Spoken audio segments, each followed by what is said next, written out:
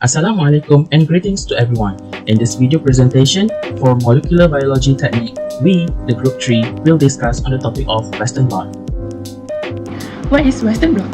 In 1975, Sultan invented a new method that enabled analysis of DNA identity, size and abundance. It involved the use of electrophoresis to separate DNA fragments based on size. Sultan named the technique after himself. Then, in 1977, James Elwin, Devin Kemp, and George Stark from Stanford University invented a technique similar to the Sultan blot. This technique also made use of radiolabeled DNA probe, but was created in order to detect a specific RNA molecule with an RNA sample and named it as Norton blot. A postdoc working in the lab of Robert Nowinski at Fred Hutchinson Cancer Research Center, Gabriel Neil Burnett, can attempt to identify specific antigen in a protein mixture such as a cell extract. He had tried and failed to combine a radioimmunoassay with STS-page electrophoresis but could not visualize the interaction between antibodies and the separate proteins in the polychromite gels. Burnett took inspiration from the Norton blot method and instead created a solid phase replica of the gel. He realized the electrophoresis facilitated the blotting of proteins from the STS-page gels onto nitrocellulose paper, which seemed to work better than chemically modified paper. This technique was termed the Western blot, also known as the immunoblot. Now, this is recognized to the Sultan and Norton blotting techniques, but also to the geographical location of the lab being on the west coast of USA. As for introductory, Western blot is one of the most reliable methods to characterize protein expression. Using straightforward protocols and relatively inexpensive reagents, it provides a semi-quantitative visual assessment of even low abundance targets. This is achieved through partial protein purification according to size prior to highly specific antibody-based detection of the target of interest. Western blot has been improved with innovative detection methods, more sensitive imaging technologies, and a variety of automated instrumentation. As for the introductory, in Western blot, target proteins are transferred to a hydrophobic membrane of the STS-page and detected using specific antibodies. After STS-page, a membrane is placed on the gel to which the separate protein in the gel are electrophoretically transferred. The membrane with transferred protein is then probed with a primary, wash, and react with a secondary antibody level with an enzyme. The bound enzyme activity is used to detect the target protein and visualized by the chemiluminescence. Next is the Western blotting equipment, which are semi-dry blotting systems, tank systems, membrane, transfer buffer, blocking reagent, and antibodies. Methodology of Western blotting. First is transfer to a membrane. We have to soak a piece of PVDF membrane slightly larger than the gel in methanol for 1 minute and then equilibrate it in transfer buffer. We have to equilibrate 2 pieces of filter paper that's slightly larger than the PVDF membrane in transfer buffer and then proceed with equilibrate the gel in transfer buffer after electrophoresis. Later, place a piece of equilibrated filter paper on the anode plate and place the membrane, gel, and another piece of filter paper without any air bubbles. Next, connect the plus electrode to the anode plate and connect the negative electrode to the cathode plate. Then turn on the power supply and transfer for 1 hour at 50 mA. And the last step is to turn off the power supply, remove the membrane, and temporarily stain to check the efficiency of transfer in order to visualize the molecular weight markers to confirm their positions. After the whole process of transferring, we move to probing with antibodies and detection of the bands. First, we have to place the membrane in blocking buffer and incubate at room temperature for 1 hour with shaking. Then, wash the membrane with washing buffer for 3 times with 10 minutes each and place the membrane in the diluted primary antibody solution, which at pH 7.2, and incubate at room temperature for 1 hour with shaking. Then once again, wash the membrane with washing buffer for 3 times and place the membrane in the secondary antibody solution with also at pH 7.2 and incubate it at room temperature for 1 hour with shaking. Then wash again with the washing buffer for 3 times and move to the next step where placing the membrane on a piece of plastic wrap and add the reagent to the membrane. Allow it to stand for 1 minute and remove the reagent using a pipette. After that, wrap the membrane in a piece of plastic wrap, remove any air bubbles and place it under a chemiluminescent detection apparatus for viewing. Apparently, every material and reagents used as well as steps in the Western blotting process has its particular function and principle of work to ensure the production of appropriate results. First of all, the blotting membrane or the transfer membrane. The blotting membrane carries all of the protein bands originally on the polyacrylamide gel from the SDS page to the membrane. Nitrocellulose and PVDF membranes are commonly used. Each of the membrane has its own special features, such as nitrocellulose membrane used for its high affinity for proteins and its retention abilities, while the PVDF membrane is used for better mechanical support and allow the blot to be reprobed as well as storage. Next is the transfer buffer. The transfer buffer elute the proteins from the gel and assist the proteins to bind to the membrane. The type of gel, the blotting application, the membrane, and the physical characteristics of the protein of interest need to be considered before choosing the appropriate transfer buffer. One of the most commonly used transfer buffers is 20% methanol. The methanol helps in stabilizing the gel and prevents the gel from swelling. Other than that is the blocking solutions. The blocking solutions helps to block the unreacted sites on the membrane. It is to reduce the amount of non-specific binding of proteins during subsequent steps in the technique. The blocking solution should not bind on the epitope of the target protein, does not replace target protein on the membrane, and does not react with antibody or detection reagents. The most commonly used blocking solutions is 1 to 3% BSA in PBS containing 0.05% twin 20. 1 to 5% skim milk in PBS is also frequently used. Furthermore, primary antibody binds to the protein of interest on the membrane. The selection of primary antibody depends on the antigen to be detected, while on the other hand, the secondary antibody recognizes and binds to the primary antibody that has reacted on the target protein. Selection of secondary antibody is based on either the species of animal in which the primary antibody was raised or any tag that is linked to the primary antibody. Horseradish peroxidase and alkaline phosphatase are the most commonly used.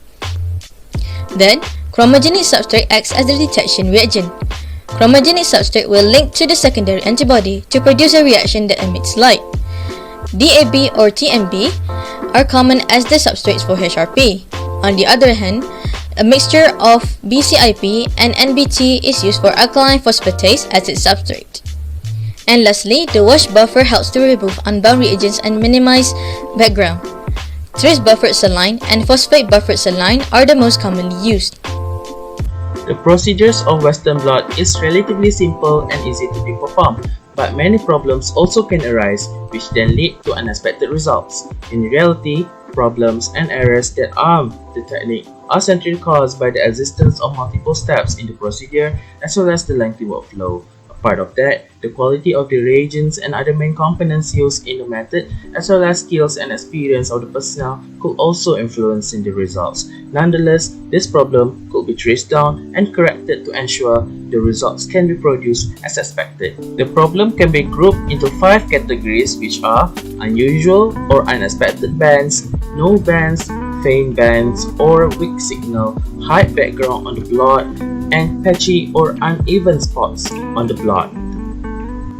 First, the production of unusual or unexpected bands in Western blot can be seen as the height position of the band, white bands, and uneven bands. Insufficient time taken for running the gel and usage of too much acrylamide in the gel were among possible reasons of the height position of the band. In this case, try to run the gel with longer time and modify the gel recipe and lower amount the acrylamide will eliminate this problem.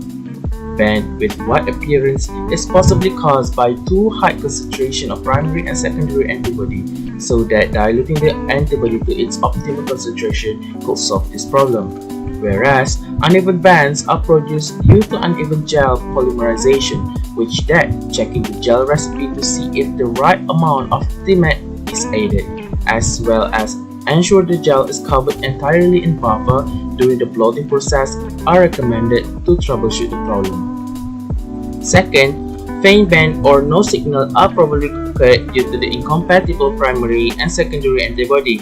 Insufficient antibody bound to the protein and also buffers used may be incompatible with the detection method due to presence of certain reagents such as sodium azide.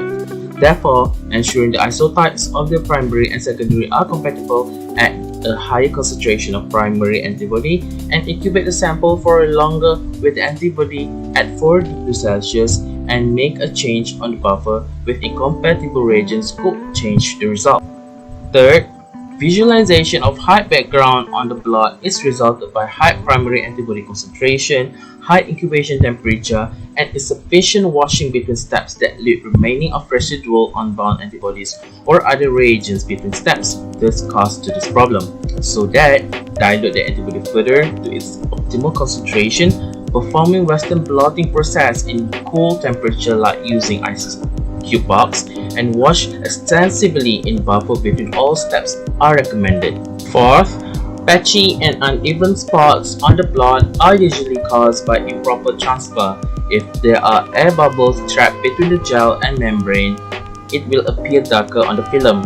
In addition, antibodies binding to the blocking agents is another probable reason of this problem. Hence, removing any air bubbles caught between the gel and the membrane during transfer, and also trying another blocking agent or filtering the blocking agent also can help to remove some contaminants. Expected result and interpretation of data. Western blot has a wide range of applications in medical diagnosis such as HIV. Western blot HIV tests usually look for antibodies against the following HIV and proteins. Proteins from the HIV envelope will present in band GP41 and GP120-160. Proteins from the core of the virus will present in band P17, P24 and P55. Meanwhile, enzymes that HIV use in the process of infection will present in band P31, P51 and P66. As what we can see in this figure, number 1 is a positive control, number 2 is a positive result, and number 3 is a negative result. Usually, the results are considered as positive for HIV if at least 2 of the major bands in GP160, 120, GP41 and P24 are present. A negative Western blot is defined by the absence of all bands, and the result is considered as indeterminate when 1 or more bands are present but do not meet the criteria for a positive Western blot result. In this figure, number 4 and number 5 is the example of indeterminate profile. For decades, Western blotting has been used to provide a simple yes or no answer regarding protein expression in a sample. But with every step in the processing improvement, this tried and trusted technique is now far more than just a qualitative method for visualizing protein band on film.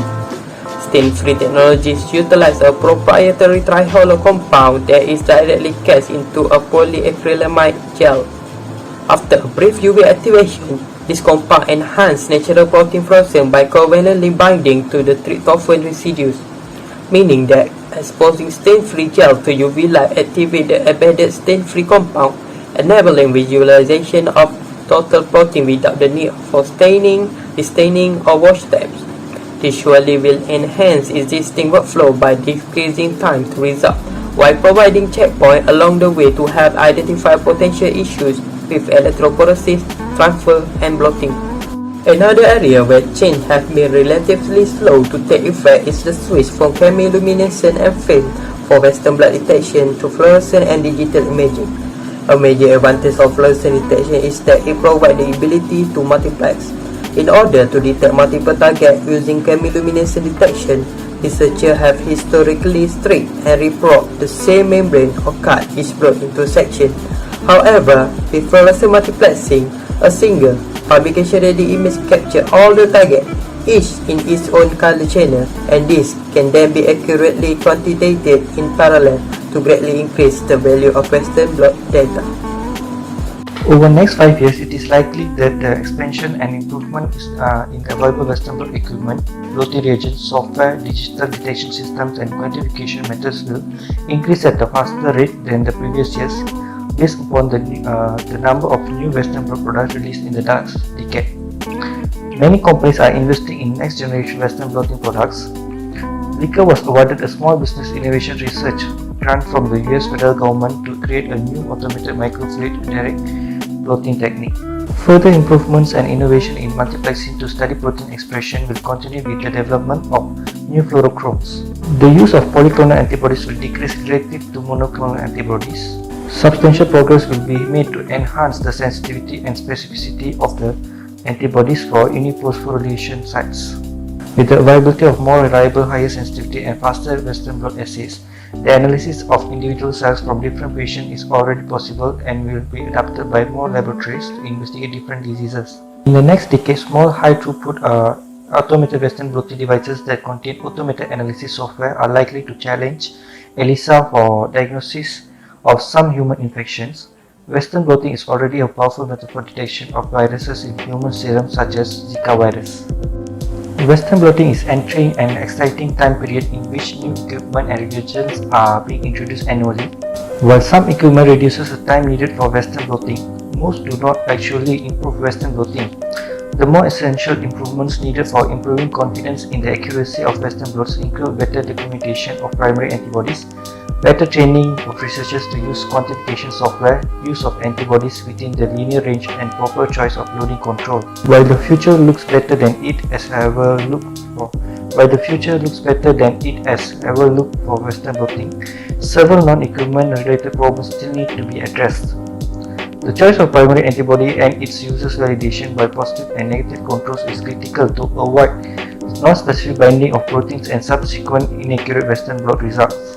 The optimal choice of homogenization buffer for sample preparation is not known for many samples, and untrained or inexperienced researchers often lack a basic understanding of the technique, complicating data correlation and often resulting in misinterpretation of Western blot results. These are the list of references from various sources which had been utilized in our video presentation.